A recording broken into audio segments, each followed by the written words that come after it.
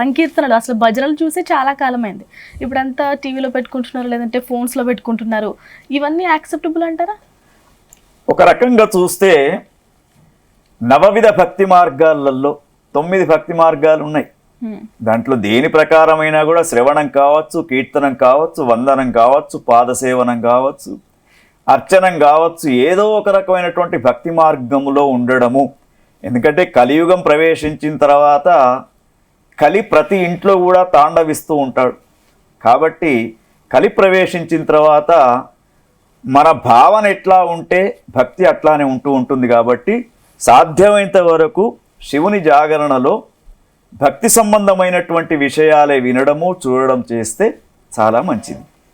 గురుగారు, అంటే ఆ రోజు చాలామంది ఈ విశిష్టత తెలిపే సినిమాలు చూస్తూ ఉంటారు నిద్ర రాకుండా. ఇలాంటివి చేయొచ్చు అంటారా?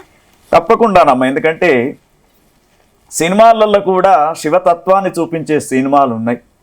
తర్వాత శివుని యొక్క భక్తులుగా ఉన్నటువంటి వారి యొక్క సినిమాలు కూడా చూపిస్తూ ఉంటారు.